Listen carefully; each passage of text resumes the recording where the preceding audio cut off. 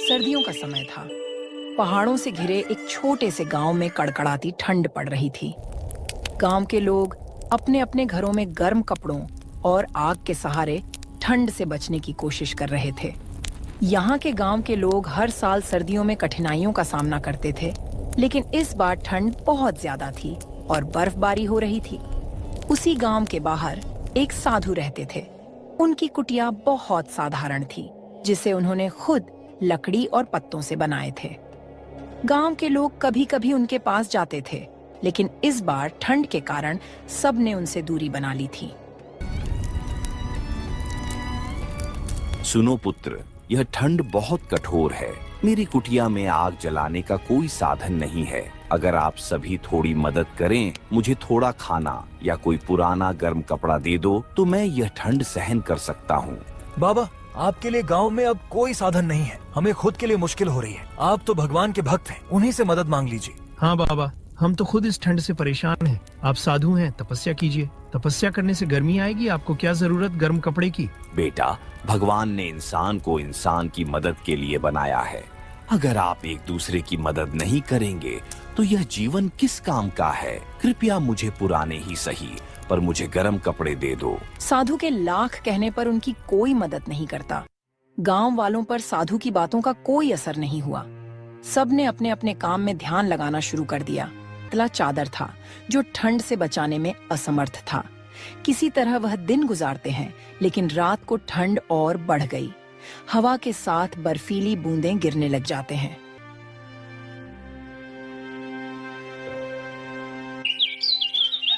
अगले दिन जब सूरज निकलता है तो गांव वाले साधु की कुटिया की ओर गए तो देखते हैं कि साधु का शरीर बर्फ बन चुका था। साधु की मृत्यु की खबर बहुत दुखी हुए।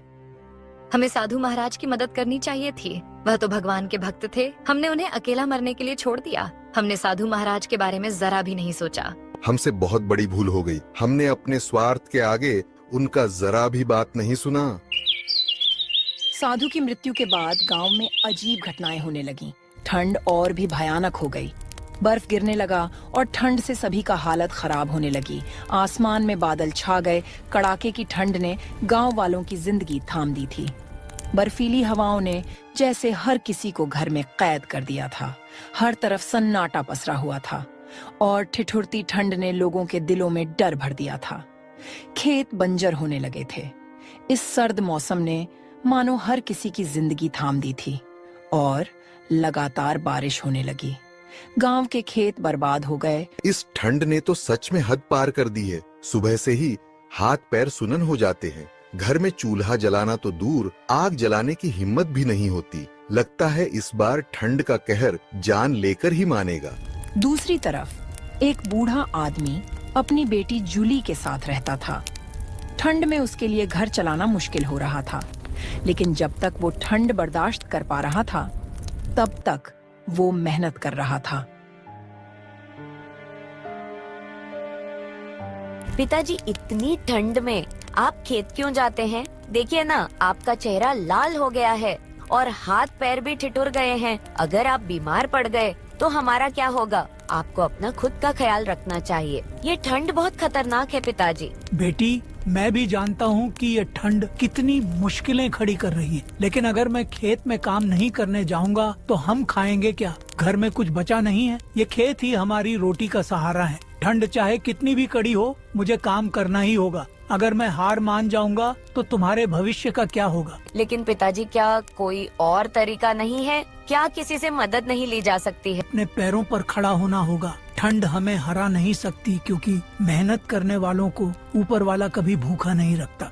जूली, जल्दी से खाना लगा दो। मुझे सुबह जल्दी खेत जाना है ताकि दिन ढलने से पहले खेत से वापस आ सकूं। पिताजी, खाने के लिए घर में एक दाना भी नहीं बचा है और पैसे भी खत्म हो चुके हैं। क्या घर में खाने को कुछ भी नहीं बचा? ये कैसे हो गया जूली? कल ही तो सोचा था कि बाजार जाकर कुछ आटा दाल लेकर आऊंगा, लेकिन ठंड के मारे बाजार भी नहीं जा सका। पिताजी, आप भी हर बार हमारे लिए सब कुछ करते हैं। अब तो हाल ऐसा हो गया है कि आग जलाने के लिए भी लकड़ियाँ नहीं बची। ऊपर से ये ठंड हमारी चपेट में ले लिया था। चारों तरफ बर्फ की सफेद चादर और सन्नाटे का माहौल था। इस भयंकर ठंड में जोखन जैसे तैसे पेट की आग बुझाने के लिए हर हाल में काम करता था, चाहे ठंड जान ही क्यों ना ले ले। हे ऊपर वाले, ठंड तो जानलेवा हो रही है, पर अगर लकड़ियां नहीं काटूंगा तो घर में चूल्हा कैसे जलेगा? खेत के सहारे रहूंगा तो हम बाप बेटी भूख से मर जाएंगे, क्योंकि खेत में अनाज अभी तैयार नहीं हुआ है। ये ठंड मेरी मेहनत का इम्तिहान ले रही है। जोखन लकड़ी काटने की बहुत कोशिश करता, लेकिन ठंड और बर्फ के ओले इतना गिर रहा था कि मानो आदमी की जान ही चली जाए। जोखन ठंड से हार मानकर वापस घर लौट आया। ठंड ने उसकी हिम्मत को झक छोड़ दिया था। जूली, आज मेरी हिम्मत नहीं हो रही है। ठंड इतनी बढ़ गई है कि लकड़ी काटने का भी मन नहीं कर रहा। पिताजी, तो आप क्या करेंगे अब? मुझे तो कुछ समझ नहीं आ रहा है। कल फिर से जंगल जाऊंगा, लेकिन आज के लिए मुझे सेठ धनराज से कुछ पैसे उधार लेने होंगे। पिताजी, आप ये क्या कह रहे हैं? सेठ धनराज, वह तो बहुत दुष्ट किस्म का सेठ है। आपने देखा नहीं, कुछ दिन पहले एक साधु उसके पास आए थे मदद मांगने, लेकिन वह उनकी मदद नहीं की और उनका मजाक बना के उन्हें अपने दरवाजा से भगा दिया था। और कोई गांव वाला उनकी मदद नहीं की, जिसके कारण साधु की मृत्यु हो गई थी। इस दुनिया में कोई किसी का नहीं होता। हाँ बेटी, तुम सही कह रही हो, मगर मेरे पास और कोई उपाय भी तो नहीं है। दिन ब दिन बढ़ती ठंड ने उसकी हिम्मत तोड़ दी थी। जंगल की ओर जाने का उसका इरादा तो था, लेकिन जैसे ही वह वहां पहुंचा, ठंड ने उसे ऐसा झकझोरा कि लकड़ी काटना तो दूर, वहां खड़ा रहना भी मुश्किल हो गया था। अपनी बेटी का पेट भरने के लिए जोखन सेठ धनराज के पास जाता है।